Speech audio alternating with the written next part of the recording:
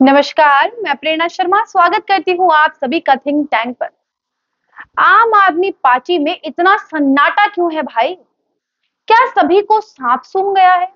क्या अब राज्यसभा सांसद संजय सिंह, अरविंद केजरीवाल, राघव चड्ढा, सौरभ भारद्वाज, आतिशी मारलेना, इन सभी के पास कोई सबूत नहीं बचा है अपने कट्टर ईमानदार मनीष सिसोदिया की कट्टर ईमानदारी का, जो 24 घंटे झंडा लेकर बस यही बोलते रहते थे कि ईडी को 1 रुपए का भी घोटाला नहीं मिला है। ईडी के पास 1 भी रुपए का सबूत नहीं है कि पैसों का फेर बदल हुआ है। अब वो जवाब क्यों नहीं दे रहे हैं जब ईडी ने मनीष सिसोदिया के 52 करोड़ 56 लाख रुपए के 2 फ्लैट्स को जब्त कर लिया है।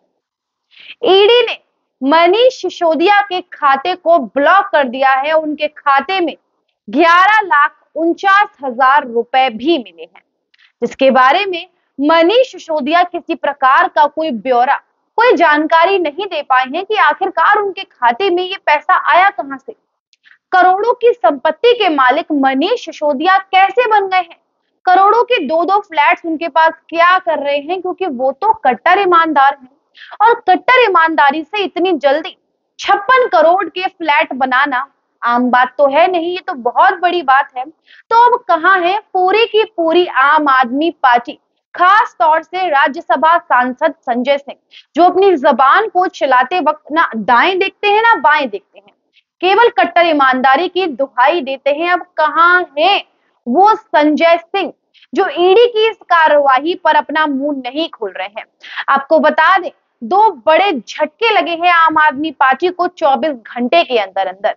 गुरुवार को ईडी ने गौरव अरोड़ा, वो सरकारी गवाह जो दिसंबर महीने में सीबीआई का सरकारी गवाह बना था इस पूरे शराब घोटाले के मामले में, उसे फिर से अब ईडी ने गिरफ्तार कर लिया है। आखिरकार ऐसा क्या पता चल गया है ईडी को कि सीबीआई के द्वारा सरकारी गवाह बने गौरव अरोड़ा को गिरफ्तार कर लिया है। और शुक्रवार को ईडी ने मनीष सिसोदिया की करोड़ों की संपत्ति जब्त कर ली है और इसी के साथ साथ बैंक खाता भी ब्लॉक कर दिया है। इसी के साथ साथ ये राजेश जोशी और गौरव कौन है? बड़ा सवाल उठ रहा है। ये राकेश जोशी और ये गौरव, ये बात करें तो ये वो दोनों लोग हैं जिन्हें मई महीने में दिल्ली हाई कोर्ट ने रिहा कर दिया था, ये कहकर कि इनके खिलाफ पर्याप्त सबूत नहीं मिला है कि ये शराब घोटाले मामले में सम्मिलित थे। लेकिन अब ईडी ने इन दोनों की संपत्ति को भी जब्त कर लिया है, क्योंकि ये जो राकेश जोशी है, इसके ऊपर आरोप लगे हैं और सबूत मिले हैं कि इस पूरे मामले में, शराब घोटाले मामले में साउथ लॉबी से 30 करोड़ रुपए इनके द्वारा फेरबदल किए गए थे। ये भी सामने आया है कि इस पूरे मामले में 100 करोड़ रुपए जो हवाला के जरिए इधर से उधर पहुंचाए गए थे, उसमें से 30 करोड़ रुपए गोवा चुनाव के प्रचार प्रसार में इस्तेमाल किए गए थे। जिस पूरे मामले में इन दोनों का नाम भी अब सामने आया है और दोनों की संपत्ति को जब्त कर लिया गया है। हालांकि उस समय सबूतों के अभाव के कारण इन दोनों को जमानत पे भेज दिया गया था। उस समय भी ईडी ने इस बात का दावा ठोका था कि ये दोनों इस पूरे मामले में शामिल हैं।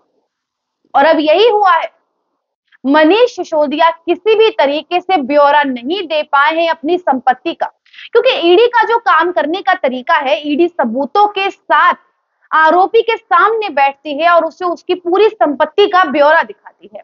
अब हिसाब मांगती है कि आप हमें बता दीजिए, कागजात दिखा दीजिए, गवाह सुना दीजिए कि आपने ये प्रॉपर्टी किस तरीके से खरीदी है, किससे खरीदी है, आपका सोर्स ऑफ इनकम क्या है। मनीष सिसोदिया जवाब नहीं दे पाए। उन्होंने अपने दोनों फ्लैट्स का ब्यौरा नहीं दिया है, कैसे खरीदा, कहां से पैसा आया, और जो 11,49,000 रुपए खाते में है उनका भी ब्यौरा नहीं दिया है कि वो पैसा कहां से आया है। जिसके बाद वो अरविंद केजरीवाल जो कहते थे मनीष सिसोदिया के इसलिए जेल में डाला है क्योंकि वो एक क्रांतिकारी नेता है, उन्होंने शिक्षा के क्षेत्र में क्रांति लाई है, उनके जैसा एजुकेशन मिनिस्टर हो ही नहीं सकता है। और सत्येंद्र जैन के लिए कहा करते थे कि उन्होंने स्वास्थ्य के क्षेत्र में इतना क्रांतिकारी बदलाव लाए हैं, मोहल्ला क्लिनिक में बहुत ज्यादा अचीवमेंट कर लिए हैं, इसीलिए वो जेल में है। तो अब अरविंद केजरीवाल जी क्यों नहीं बता रहे हैं कि मनीष सिसोदिया अपने खजाने का, कच्चे चिट्ठे का ब्यौरा नहीं खोल पाए हैं कि उनके पास इतना पैसा कहां से आया।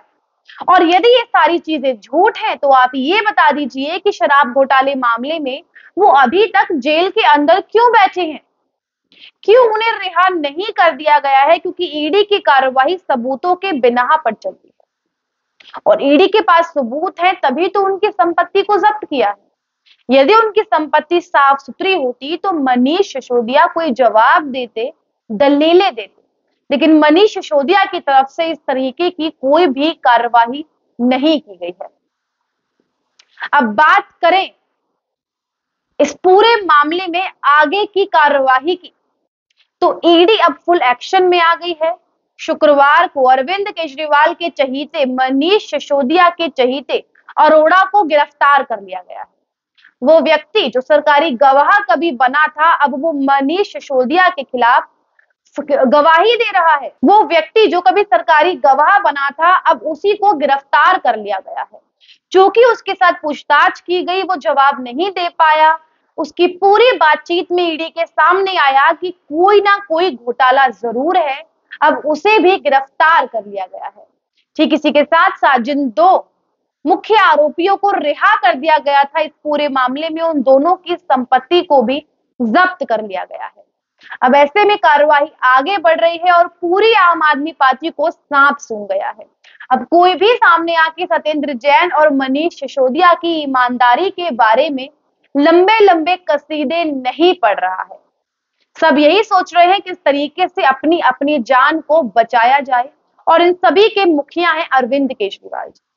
इस खबर पे आप अपनी क्या राय रखते हैं, हमें कमेंट करके अवश्य बताइएगा। रिपोर्ट अच्छी लगी हो, पसंद आई हो तो कमेंट करें, शेयर करें और चैनल को सब्सक्राइब करना बिल्कुल ना भूलें। नमस्कार।